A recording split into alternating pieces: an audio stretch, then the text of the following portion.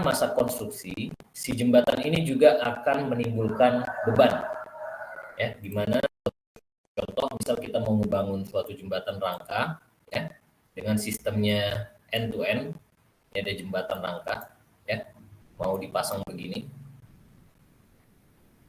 oke, mau dipasang sampai selesai seperti ini, ya, aja begini ya. Nah, kemudian kita masangnya setengah-setengah nih, dari sini kiri ke kanan dan kanan ke kiri sampai dia ketemu. Maka seiring berjalannya pekerjaan konstruksi ini akan menimbulkan momen cantilever ya sebelum dia jadi full konstruksi. Dan ini momennya akan berbeda ya pada si girder, sehingga perlu kita pertimbangkan yang namanya construction method. Ya. Oke, di sini kita bisa melihat bahwasannya case in situ method kalau misalnya pengerjaan di lapangan ya, ini bisa dibagikan dalam beberapa poin. Yang secara umum sering kita lihat itu adalah case in situ by shoring ya. Jadi pakai shoring atau pakai scaffolding gitu ya. Kemudian shoring system ya. Kemudian case in situ by foam traveler. Nanti kita lihat yang foam travelernya itu bisa dibentuk ya, bisa dibentuk dari rangkaian baja juga ya. Kemudian movable scaffolding system, ini juga pakai scaffolding. Dan launching method, incremental launching method ini sering digunakan juga pada PCI girder. Kemudian untuk yang case in situ method juga ada balance cantilever, ini menggunakan crane, lifting crane dan juga gantry ya. Jadi kita lihat bersama. Dan untuk yang span by span, kita pasang span by span itu by shoring dan crane, dan juga ada by gantry. Nah ini kalau misalnya kita lihat ya, untuk yang tipe case in situ, bisa kita pakai peralatan untuk metode konstruksinya menggunakan overhead, foam traveler, underslung, ya, movable scaffolding system, kemudian ground support scaffolding system, incremental launching method. Tipe-tipenya yang seperti apa? Box girder bisa kita gunakan yang dua ini, ya, overhead foam traveler. Nanti kita lihat contohnya, foto-fotonya. Kemudian MSS ya, movable scaffolding system bisa kita pakai, box girder juga, span by span. Ya, kemudian yang ini juga ya, pelengkung, jembatan pelengkung, segmental pelengkung, beam and slab ya. Kemudian box girder, ini cable state ya, kurang lebih bisa kita gunakan metode-metode ini. Dan sebenarnya incremental launching method ini juga bisa dipakai untuk beam and slab ya. Nah, ini keseluruhan bisa kita pakai. Ini sebagai contoh case in situ by shoring. Jadi kalau untuk shoring ini kita memang menggunakan kurang lebih hampir sama ya dengan scaffolding. Kalau kita lihat ini ada concrete mix ya, ini concrete mix. Kemudian ini treminya, tremi ini untuk melakukan pengecoran gitu ya, untuk pengerjaan slab. Ini girdernya ya, ini girdernya tipenya tipe box girder kalau teman-teman lihat. Kemudian di atasnya dipasang pembesian untuk si plat lantai ya, dan ini semuanya di shoring ya. Ini tipe shoringnya kurang lebih hampir sama dengan scaffolding ya. Dan tipe ini sering juga digunakan ya di pekerjaan-pekerjaan yang areanya sebenarnya cukup luas. Kalau areanya cukup luas, berarti kita bisa menggunakan metode shoring ini. Dan pengerjaannya cukup lama. Kalau terkait dengan metode konstruksi, berarti ada 3 item yang harus kita perhatikan. Ya, yang pertama biaya, kedua dari segi waktu, yang ketiga dari segi kualitas. Ya, karena terkadang kalau menggunakan metode ini sebenarnya cukup lama, ya, dan cukup konvensional lah.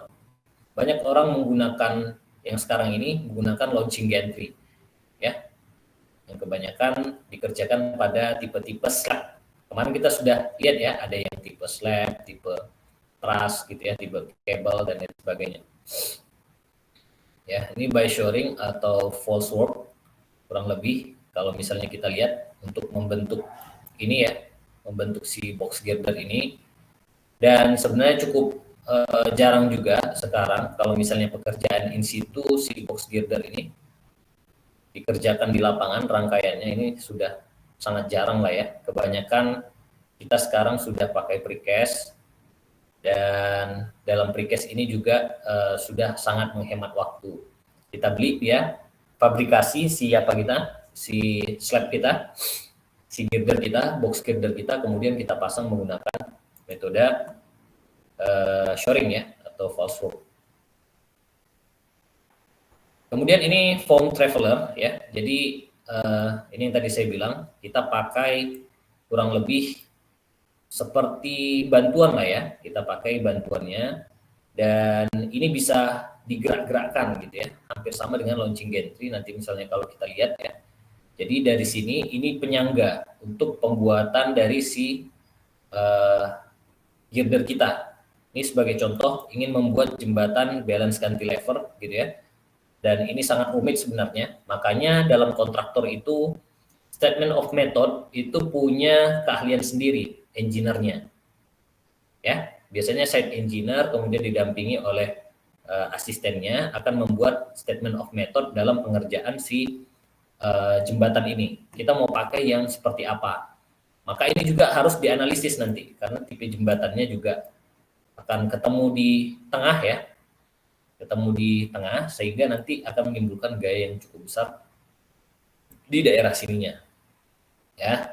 Jadi ada tipe shoring, ada foam traveler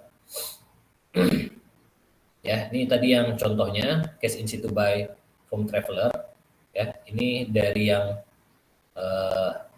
dari tumpuan, kemudian akan terus berjalan ya sampai dia bentangnya mendekati dari midspan-nya.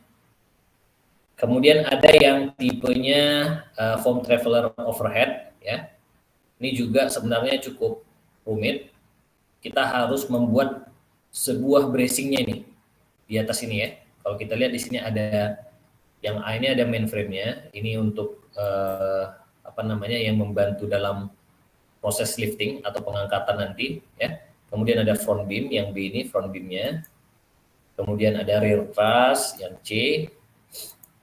Ya, kemudian ada cross arms-nya.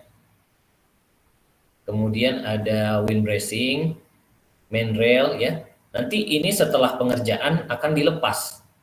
Gitu ya, akan dilepas pengerjaan ini. Ini hanya membantu untuk konstruksi si jembatan kita. Dan memang banyak digunakan untuk tipe yang box ya. Oke, ini traveler underslab-nya ya. Ini juga ribet juga ya. Ini sangat ribet sekali. Dan ini pernah dikerjakan di daerah Tangerang juga ya. Jalan tol di Tangerang ya. Pakai metode seperti ini dan cukup rumit ya, cukup rumit. Memang dalam pengerjaan hal-hal yang seperti ini, kalau kita memiliki girder yang sangat besar sekali, sehingga kalau bebannya terlalu besar, ya kita perlu membuat truss-nya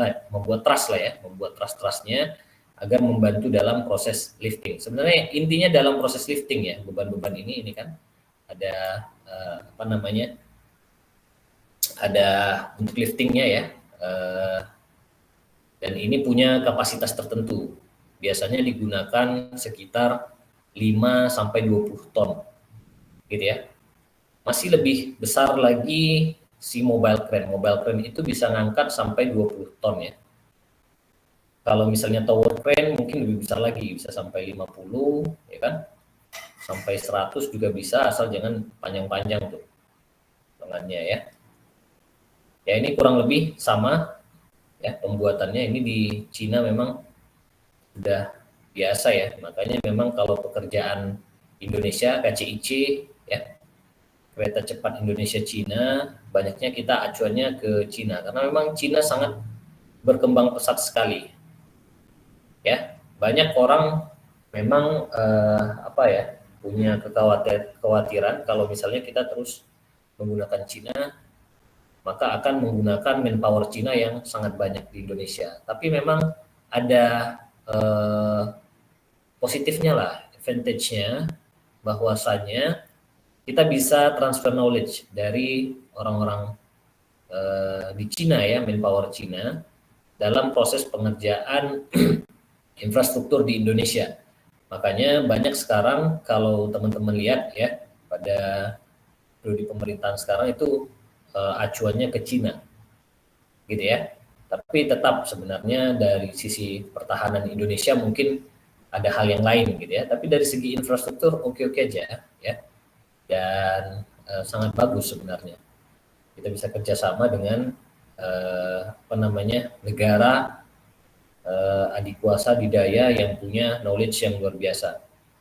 Ini movable scaffolding ya, ini juga sering digunakan pada tipe box dan juga tipe PCI girder ya.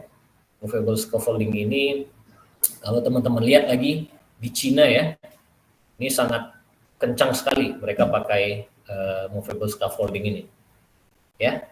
Dan ini pasti punya tingkat kerumitan tertentu, makanya ada metode-metode yang berbeda gitu ya. Jadi ini hanya pilihan-pilihan, dan ini juga penemuannya saya kira ini luar biasa, butuh waktu yang cukup lama. Nggak semerta-merta Anda dapat metode ini, movable scaffolding ini, dan bisa kita gunakan langsung, enggak ya. Tapi ini pasti melalui proses penelitian yang cukup panjang ya. Apakah cukup efisien dengan membangun sebuah jembatan ini ya, kita harus membangun juga sebuah konstruksi di sini ya, konstruksi di sini untuk membantu perakitan dari si jalan kita. Kalau misalnya tidak efisien ya ngapain, lebih bagus konvensional gitu kan, kasih scaffolding aja, selesai ya. Kemudian ini incremental launching method ya, ini juga sering digunakan utamanya pada PCI girder ya. Ini kalau misalnya kita lihat, ini dia launching girdernya ya. Tipe launchingnya ini bisa untuk mengangkat si girder gitu ya, sebagai apa namanya ya, pembantu juga lah kurang lebih ya. Ini kalau yang precast method, precast ini sekarang sudah cukup banyak juga ya, precast box girder. Dan precast ini terbagi atas dua ya, ada yang pretension dan ada yang post tension. Oke, kalau misalnya kita lihat di sini ya,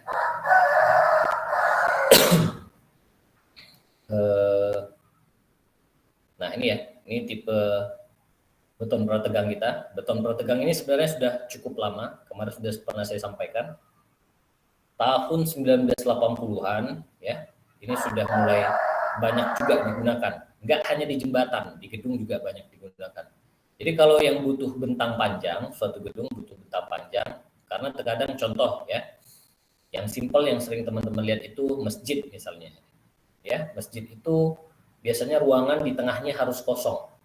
Jadi gimana cara kita untuk menghindari adanya kolom-kolom terbangun? Maka bisa menggunakan, kalau mau beton kita bisa pakai pre-stress ya. Kalau tidak kita bisa pakai baja, dan baja juga saya kira akan sangat besar dimensinya. Ya.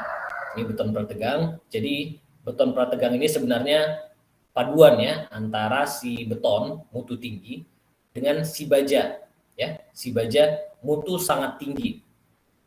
Gitu ya. Kalau kita tahu ketika beton ya lemah terhadap tarik dan kuat terhadap tekan, sehingga ketika diberikan tarikan awal atau pretension, dia akan menimbulkan lawan lendut atau camber ya terhadap si beban kita, sehingga sangat menguntungkan sekali kalau kita menggunakan beton prategang atau pre-stress konkrit ini.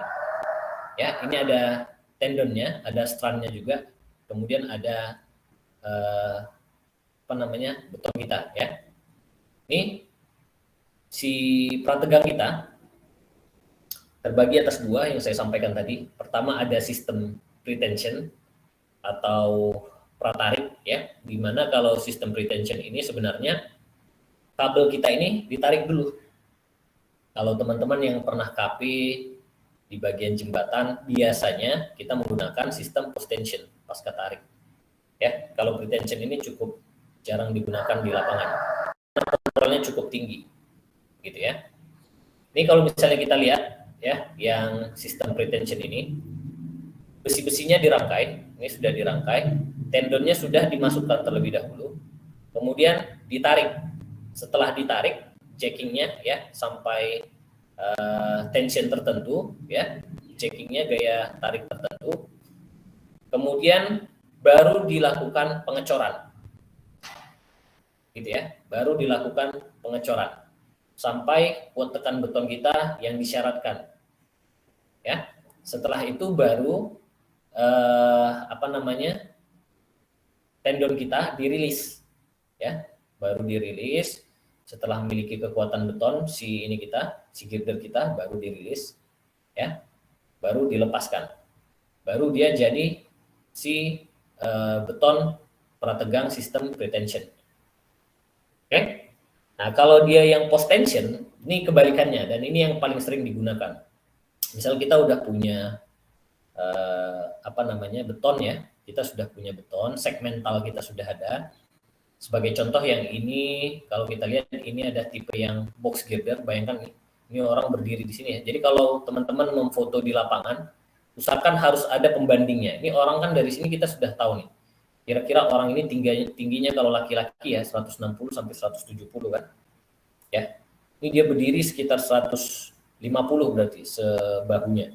Sedadanya kan 150. Bayangkan ini sampai ke bawah sini ya. Berarti tinggi girder ini sekitar 4 meter, gitu ya, sekitar 4 meteran. Itu gunanya kalau kita memfoto di lapangan, itu teknik-teknik di lapangan juga ya. Kalau memfoto harus ada pembanding, apa yang bisa kita bandingkan, ya, tingginya kira-kira apa, ya.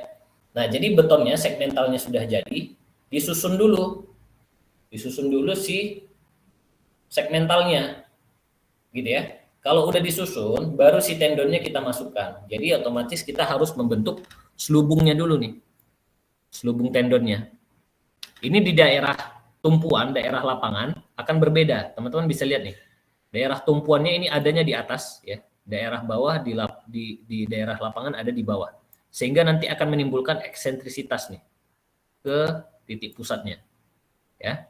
Muncullah tegangan baru untuk lawan lendut dari si balok kita.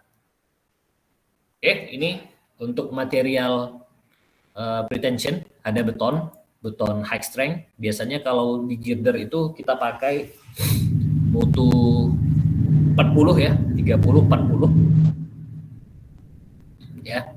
Saya kira teman-teman juga bisa mendownload nanti brosurnya ya.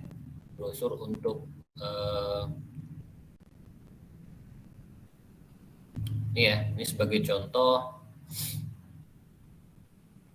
ini tiang pancang. Nah, yang ini ada PCI girder, gitu ya.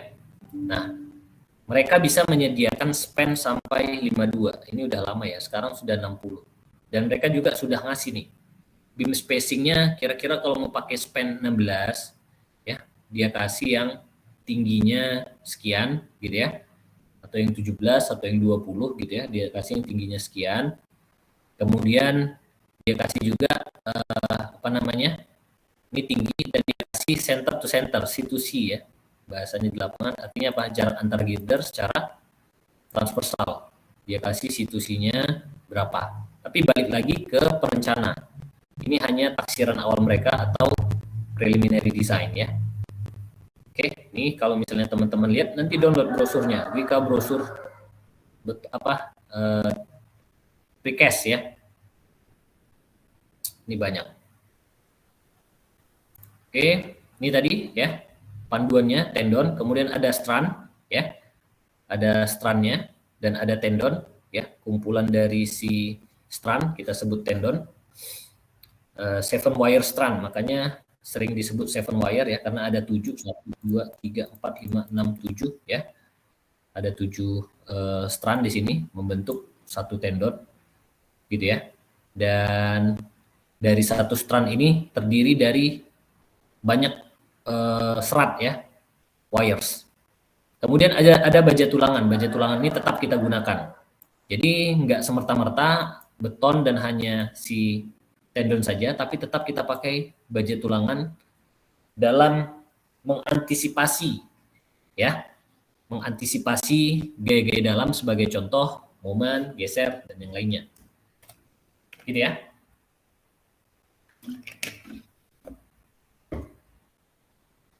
Oke, di sini kita lihat dulu ya komponen struktur atas jembatan Gelagar I Prategang. Ada parapet. Parapet saya kira teman-teman sudah sering lihat atau pembatas jalan. Ya biasanya di parapet ini juga dipertebal untuk untuk pejalan kaki ya, untuk pejalan kaki di sini. Tapi kalau di overpass tidak ada ya, sangat jarang menggunakan trotoar di sini ya, sangat jarang. Jadi parapet ini hanya digunakan untuk pembatas jalan. Ya, kemudian ada plat deck. Plat deck ini seperti yang tadi, kalau si girder kita sudah terpasang, baru kita konstruksi si platnya. Di atas plat baru kita masukin nih si flexible pavement 5 cm. Kemarin kita sudah lihat ya, untuk overlay itu biasa digunakan 2 kali, habis itu kita bongkar, overlay lagi kalau misalnya rusak jalannya. Jadi nggak boleh ditambah terus, berbahaya untuk si jembatan kita. Parapet plat deck, kemudian ada gelagar, saya kira teman-teman sudah tahu ya yang gelagar ini. Dan ada diafragma, ini diafragmanya ya, ini biasanya beton, cukup tipis, tapi banyak kita gunakan untuk menambah kekakuan. Nah ini langsung kita masuk ke contoh dalam desainnya. Desainlah struktur atas jembatan Gelagar I Pratekan segmental pasca tarik. Ingat ya, kalau pasca tarik berarti yang mana metodenya tadi? Berarti kita harus memakai yang ini ya, yang sudah cor-corannya sudah mengeras ya, betonnya sudah mengeras. Kalau betonnya sudah mengeras, baru kita lakukan jacking untuk si kabel, gitu ya. Nah, kalau misalnya kita lihat di sini kita contohkan, kita mau mendesain dengan panjang bentangnya 40,6 meter. Nah, 40,6 teman-teman bisa lihat nih di katalog ya. Kalau 40 berarti dia ngepropose untuk si Wika ya. Nanti waskita beda lagi, HKI juga dia punya preliminary design tertentu juga. Gitu ya. Nah, ini kita bisa menggunakan hanya tingginya 160 ya. Tingginya 160 1,6 meter. Kemudian bisa menggunakan situsinya jaraknya itu 140 cm. Ya, jarak antar girdernya 140 cm. Nih, berarti ada girder lagi di sini nanti. Nah, 140 cm. Gitu ya. Oke. Oke, tapi tetap acuan kita nanti harus ke ASTO. Itu hanya taksiran dan prelim dari si Wika Tiang. Kemudian kita lihat di sini jembatan ini terdiri dari dua lajur jalan raya dengan tebal perpelasan aspal 5 cm. Serta memiliki pembatas pada kedua sisi dengan berat 7,56 kN/meter. Berarti ini kita anggap adalah sebagai parapet. Oke, sampai sini. Ini harus kita selesaikan ya, kasus ini gimana cara kita mendesain suatu jembatan. Nah, ini penting, preliminary design. Preliminary design ini sebenarnya taksiran aja ya, jadi nggak ada ketentuan. Jangan adik-adik nanti dalam perencanaan, wah, gimana cara preliminary? Enggak, kita punya banyak metode. Ada preliminary design, ada caranya coba-coba ya, karena kita sudah punya software. Kecuali Anda dulu ngitungnya manual ya. Kalau Anda hitungnya manual, ya berarti perlu kita tes menggunakan dimensi yang terbesar. Tapi kalau sekarang sudah menggunakan software, sudah gampang sekali. Ini kita lihat ya, untuk memperkirakan dimensi awal, acuan kita ke ASTO ya. Ini jenis jembatan berdasarkan tipe decknya. Kalau kita lihat nih di tabel 46221 strip 1, common deck superstructure covered in articles ya. Ini acuan kalian ke ASTO 2020 ya. Kita lihat kita mau pakai apa? Steel I-beam ya. Yang ini steel I-beam. Ini juga sering digunakan di tipe-tipe jalan raya. Tipe decknya cast in place concrete slab precast concrete slab, steel grid, ya. Kemudian glued or spiked panels, stress wood, ya. Kita bisa menggunakan yang tipe A ini. Nanti kalau misalnya kita lihat sebagai contoh, ini acuan kita ya. Precast concrete I or Bob T section, ya. Cast in place concrete, precast concrete. Ini kita pakai yang tipe K. Maka acuan kita bisa melihat di sini estimasi tinggi gelagar dan tebal dek. Ini bersamaan ya. Kita lihat di sini, karena kita menggunakan tipe precast concrete, berarti acuan kita ke precast concrete. Tinggal kita pilih kita mau pakai yang mana, slabnya atau tipe slab atau tipe CIP box beam, precast I-beam, pedestrian structure beam, atau adjacent box beam, ya. Oke, nah sebagai contoh di sini kita menggunakan precast I-beam. Kita punya L di sini ya, panjang bentang kita. Kemudian kita lihat lagi di sini, kita mau pakai yang simple span atau continuous span. Nah, ini menjadi pertimbangan ya. Simple span dan continuous span, tadi kita sudah lihat, kalau dia yang continuous nih, ini ada pier, tapi dia terus saja, gitu ya. Nah, ini tipenya. Kalau kita lihat yang balance cantilever, dia di sini akan tetap terus saja, ya, tetap terus dia di sini. Ada perletakan, tapi dia terus saja. Kalau ini tipenya terpisah, dia tidak akan monolit satu dengan yang lainnya. Tipe PCI girder ini, ya. Makanya teman-teman kan sering main ke MBK tuh, lihat aja di MBK itu. Nah ini menerus ya, ini menerus. Lihat aja si girdernya, terpisah nggak? Kalau terpisah dia berarti tipenya simple beam. Kalau dia menerus setelah pier berarti tipenya continuous. Oke, kita masuk di sini berarti kita pakai simple span. Berarti tinggi girder kita itu adalah 0,045 L. Oke. Nah, di sini estimasi tinggi awal sistem struktur atas gelagar plus flat deck dapat ditentukan berdasarkan kriteria tinggi minimum sistem struktur atas seperti yang ditetapkan dalam ASTO LRFD 2020 pada tabel ini. ASTO LRFD mensyaratkan tebal plat deck minimum adalah 175 mm. Jadi setelah ada girder, nanti plat decknya itu minimal 175. Gitu ya. Ini minimal. Boleh kita gunakan yang lain nggak Pak? Boleh. Oke, di sini kita cek. Karena kita menggunakan tipe 40,6 ya. Ini sudah dirangkum ya. Dirangkum artinya apa? Menggunakan tipe Siwaskita ya atau tipe Siwika. Anggap aja ini kita menggunakan tipe Siwika gitu ya, 40,6. Dia mensyaratkan tinggi gelagarnya 2,1 meter. Ya, kalau punya Siwika ini 40, berarti tinggi gelagarnya sekitar ini. Kita bisa pakai dari sini sampai ke sini. Ya. Jadi kalau kita gunakan yang 2,1 meter, berarti situsinya sekitar 2,3 meter. Ya. Nah, kita pakai ini 2,1 meter, spasi antar gelagarnya di sini 1,85. Ya.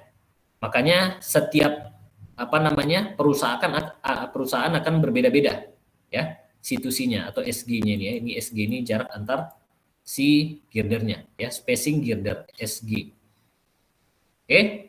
Spasi antar girder kita coba pakai di sini 1,85 meter. Kemudian tebal plat deck plus pelapis permukaan. Ya, karena tadi kita minimal 175 mm, kita gunakan yang 200 nih. 200 mm plus 5 cm, kita gunakan surface-nya, flexible pavement-nya. Dengan jumlah strand kita, itu 63 strand, ya, 12,7 mm untuk ketebalan si strand-nya. Oke. Ini untuk prelim awal ya, prelim awal, jadi biar teman-teman nggak bingung. Di sini kita masuk, kita coba hitung ya. Karena jembatan yang kita rencanakan itu, beton pratekan bentang sederhana, karena dia simple beam ya, akan terletak di tumpuan satu girder 40,6 tadi, itu akan duduk ya, duduk di pier ya, duduk di pier kita. Jadi biar teman-teman lihat juga, kita coba lihat dulu ke ini ya.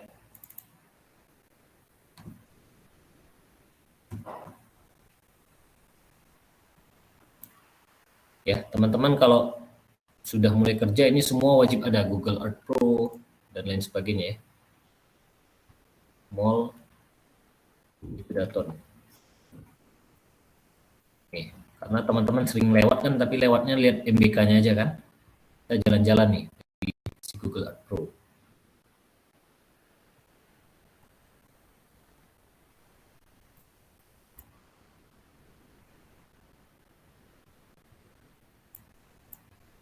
Nih ya, kalau teman-teman lihat, ini satu girder, ini cukup panjang bentangnya ya. Sekitar 50, ini pakai yang tipe 50 dia. Nih, jadi kalau saya gambarkan, kalau kita ambil di sini, ini dia si pirnya ya, ini pir nih. Ini pir. Begini dia bentuk pirnya ya. Nah, ini pirnya. Ya. Ini ke sana, sana, sana ya. Nah, ini pirnya ya. Kemudian si girder kita duduk di sini. Ini satu, ini dua. Sehingga tipe sistem si struktur kita itu adalah simple beam, terletak sederhana. Nanti peletakannya di sini menggunakan yang namanya elastomer. Ya, elastomer. Oke, ya. Saya kira sudah cukup jelas. Ada yang mau dilihat lagi? Mau perlu masuk ke MBK ini? Enggak ya. Oke. Nah, sekarang kita hitung nih, panjang jembatan kita 40,6. Sehingga tinggi minimal sistem deck kita, ya, yang tadi kita pakai prelim 0,045 dikali LB, panjangnya 40,6. Dapatlah tinggi minimal 1,827. Pada kasus ini digunakan gelagar dengan tinggi 2,1 meter dan decknya dengan tebal 2,5. Dari mana 2,1 ini Pak? Tadi kita lihat si katalog kita, ya. Nih, ternyata kita ada tipe beamnya itu yang 1,6, 1,7 dan 2,1. Kalau kita pakai 2,1, kita bisa pakai beam spacingnya sekitar 2,3. Oke, satu lagi ingat di sini, ini itu maksimum ya. Ini maksimum. 2,3 meter ini maksimum. Sehingga kalau kita gunakan yang lebih kecil dari itu boleh ya. Dan kita tadi menggunakan yang spacingnya itu 1,85. Lebih bagus gitu ya, tapi lebih boros. Ya. Spasi antar gelagar yang digunakan adalah 2,1 meter. Nah, sementara yang ini tadi 1,85 ya. Oke, nggak apa-apa. Oke, ini ya. Jadi teman-teman sudah lihat untuk ngeprelimnya. Sebagai contoh di sini kita gunakan yang 2,1. Di sini 2,3 maksimum, ini masih boleh berarti. 2,1, 2,1 dan 800. Oke, 800 ini juga kita punya standar ya, punya standar untuk plat cantilever. Ini kan ada plat cantilever ya. Sini kan plat kita. Ini maksimum sekitar 1,2 meter. Oke. Berarti kita sudah dapat nih prelim awalnya, sudah bisa menggambarkan kita ya. Oke, nanti untuk tugas teman-teman seperti itu ya. Nanti kita membuat 3D animasi. 2,1 sudah dapat, girdernya sudah oke ya. Kemudian untuk cantilever platnya juga sudah kita lebihkan 800. Kemudian tinggi girdernya sudah kita dapat 2,1, tebal platnya juga sudah gitu ya. Dan kita mau mendesain terhadap 2 lajur. Berarti untuk yang ke sana 1, untuk yang ke sini 1 ya. Oke. Maka total lebar jembatan ini 10.000 ya, 10.000 atau sekitar 10 meter gitu ya, 10 meter. Nah, balik lagi kemarin kita juga sudah tahu perencanaannya. Dalam merencanakan ini juga harus kita pertimbangkan LHR ya, LHR-nya harus kita pertimbangkan ya. LHR-nya kira-kira setelah hasil survei berapa? Berapa ribu untuk si lebar jembatan ini. Kita bisa ngeprelimnya. Kalau terlalu lebar, ya kita bisa lebarin lagi. Ya, kita bisa lebarin lagi. Ini nanti kita perpanjang jumlah space-nya. Oke, ini sebagai contoh. Kalau kita lihat ya di LHR-nya, ini biar sekalian teman-teman belajar juga ya. Kita buka SNI-nya.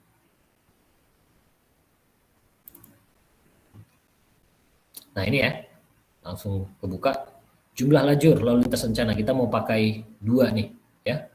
Jumlah lajurnya kita rencanakan 2 gitu ya. Maka LHR-nya itu sekitar 5.200 sampai 7.000, sorry, ini apa namanya? Ini masih lebar jembatan ya. Ini lebar jembatan. Kita lihat ke LHR-nya ya. LHR.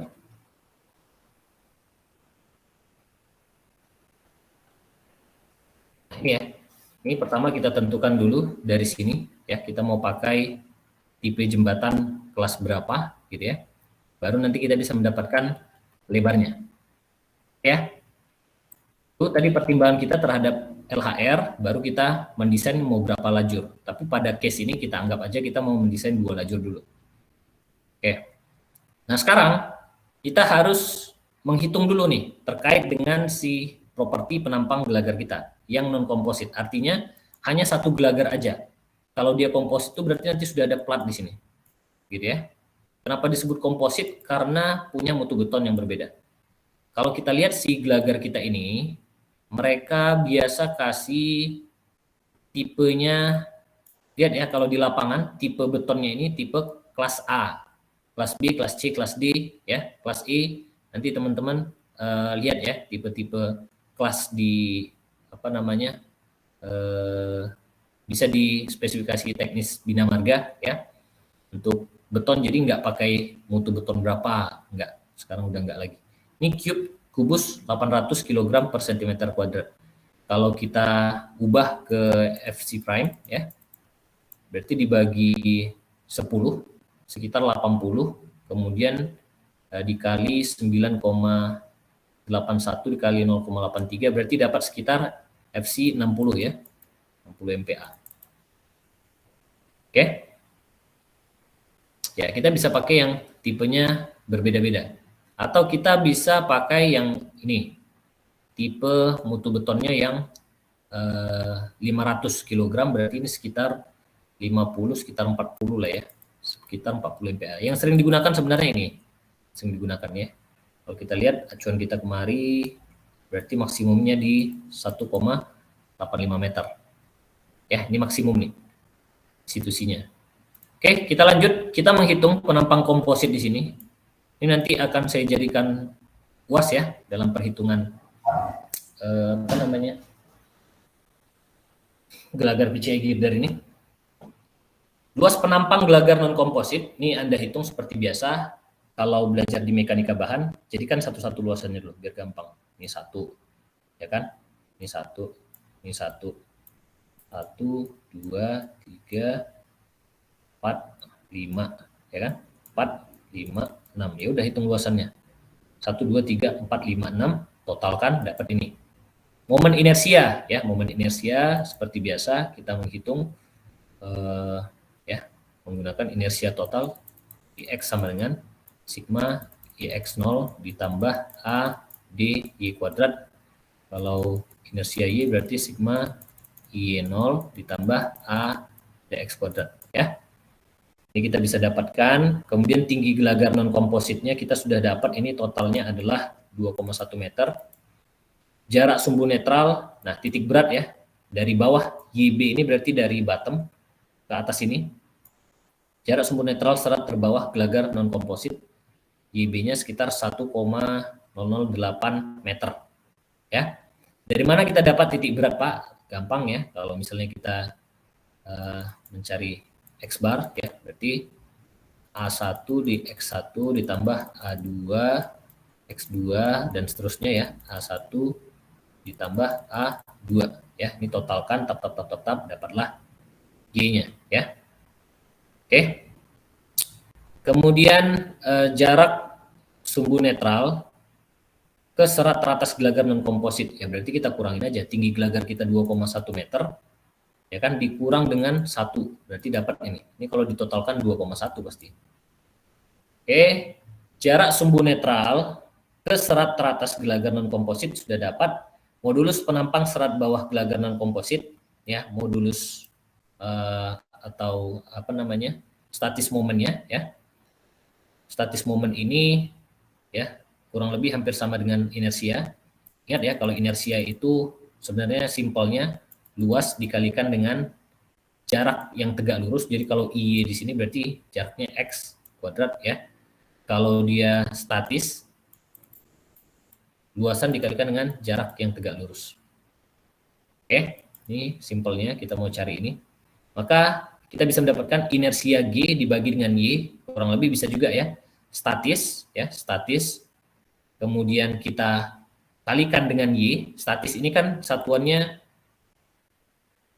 ini ya, ini luasan meter kuadrat dikali dengan meter gitu kan. Terus kita kali dengan titik berat ya, titik berat kita bisa mendapatkan meter pangkat 4 ya untuk si inersia. Dari mana jalan ceritanya Pak? Ini juga dari sini kita bisa lihat nih. Inersia ini A dikali X kan. A dikali X itu apa? Statis, berarti kali X lagi. Nah, X ini untuk mendapatkan si statis moment. Ya ini mekanika bahan pokoknya ya. Nanti teman-teman belajar lagi ulang. Kita udah dapat modulusnya. Kemudian ada modulus penampang serat atas gelagar non-komposit. Ini sama ya. Kalau tadi menggunakan Y bottom, ini menggunakan Y top. Oke, kenapa Pak harus kita lakukan perhitungan ini? Ini perhitungan untuk menentukan nantinya satu bisa kita mendapatkan berat ya, berat si gelagar kita. Kemudian juga kita bisa melihat properties dari si penampang kita. Sebagai contoh inersia ini merupakan lawan lendut ya. Semakin tinggi inersia kita maka tingkat lendutan yang dicapai juga akan semakin kecil. Ya. Properti penampang gelagar komposit. Nah, sekarang sudah komposit. Kalau ini tadi hanya gelagarnya aja, ini kita lihat properti penampang gelagarnya sudah gabung dengan si plat slab ya. Dengan slab kita. Rasio modulus elastisitas dek terhadap gelagar adalah untuk menentukan lebar penampang transformasi. Kalau kita lihat di sini ya, ini rasio modulus elastisitas. Modulus elastisitas dari si girder dibagi dengan modulus elastisitas konkret ya, ini sama-sama konkret, ini yang girder, ini yang deck ya. Ini kita bagikan dapat 1,2. Modulus elastisitas dapat dari mana Pak? EC beton kita dapat 4.700 akar FC prime. Gitu ya.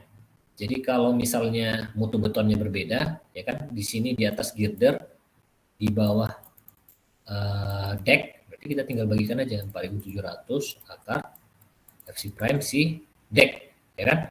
Tadi kita anggap menggunakan 40 MPa di sini. Ini coret aja berarti, ini coret gitu kan. Berarti 40 dibagi, kalau betonnya 30, ya dapatnya berapa nih? 40 dibagi 3, sekian gitu ya. Dapat nih 1,2. Ya, modulus elastisitasnya. Kalau di data ini, ada nggak dia munculkan modulus elastisitas? Ya, kebetulan nggak ada ya. Jadi, teman-teman bisa pakai yang saya sampaikan tadi. Catat ya, jangan sampai lupa. Karena ini prosesnya akan saya buat menjadi UAS. Tinggi total sistem deck komposit. Oke, kita lihat di sini. Jadi, si deck kita setelah ditotal ya jadi berapa? Kalau kita lihat kita punya di sini 2,1 meter. Ya, 2,1 gitu kan. Tebal plat kita tadi 0,25 atau 25 cm ya. Maka total nih 2,35. Ini udah dapat tinggi total deck slabnya. Luas penampang gelagar komposit. Nah, luas penampang gelagar komposit kita cari ya. Ini luas 1. Seperti biasa mencari luasnya, maka kita sudah dapat ini. Momen inersia gelagar komposit ya. Kita hitung lagi momen inersia, titik berat atas dan bawah gitu ya. Ini titik berat atas dan bawahnya, kemudian statis momen. Pokoknya kita cari propertisnya dulu semua. Ya, apa aja yang dicari seperti biasa, tinggi awal ya. Tinggi awal ini sebenarnya untuk menentukan ini ya, momen inersia dan statis momen. Luasan juga untuk menentukan itu. Ya, inersia kita dapat dari data mereka berdua ini.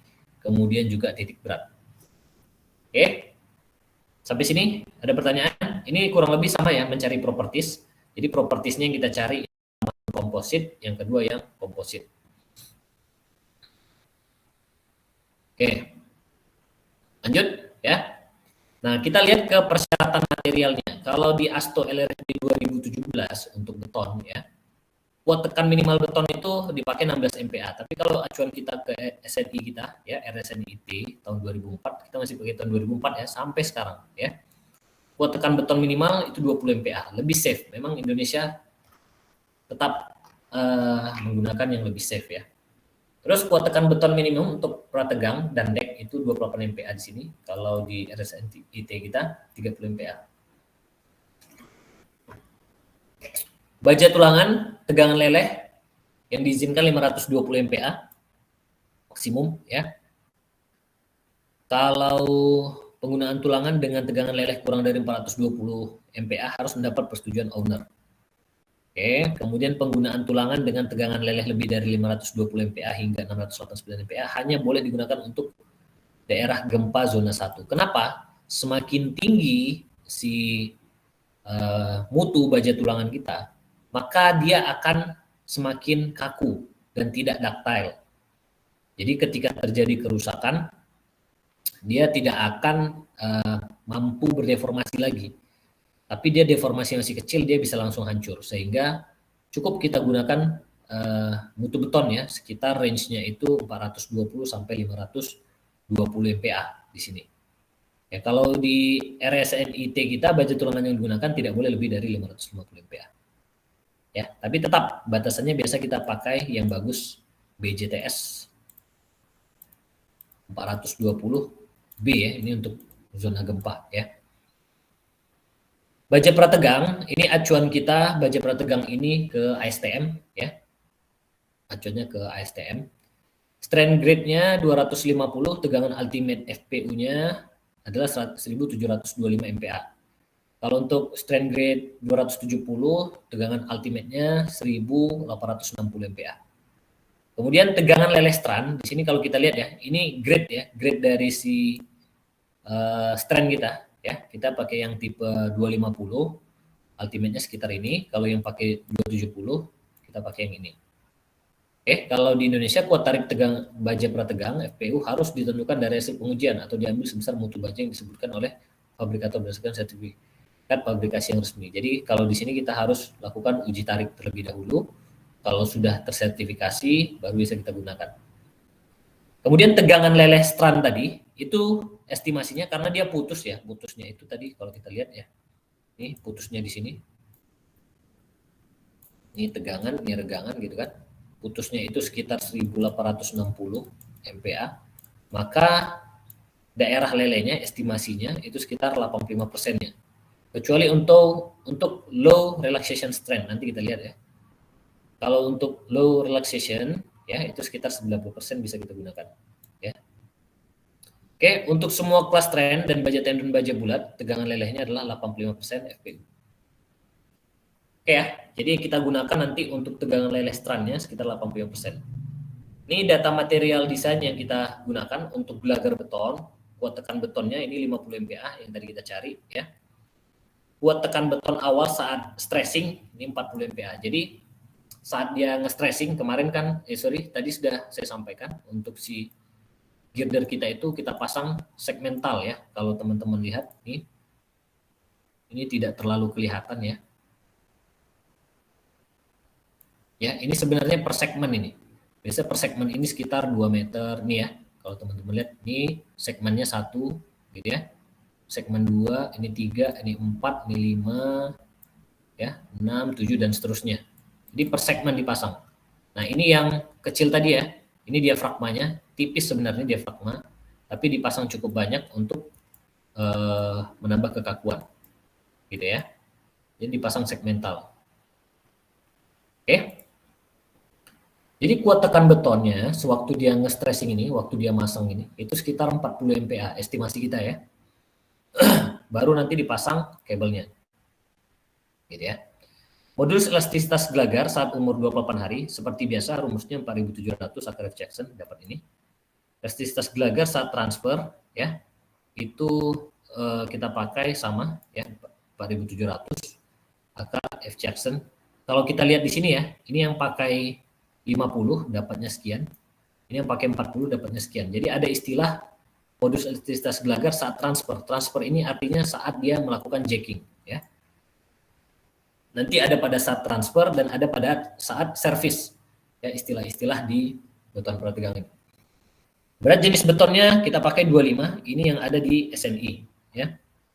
Ini di SNI jembatan, kalau kita lihat.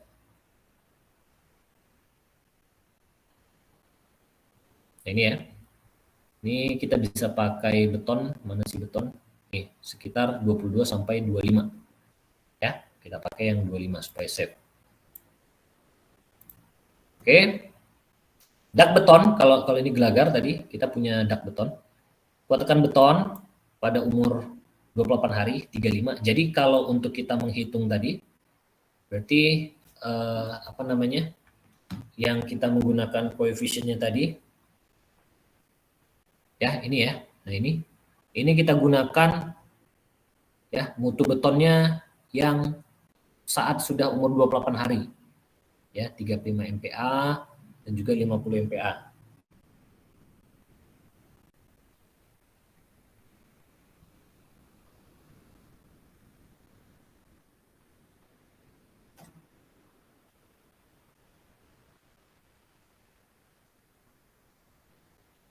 Oke ya.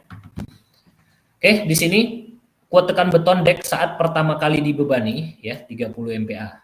Ini kalau kita lihat sekitar 80% ya.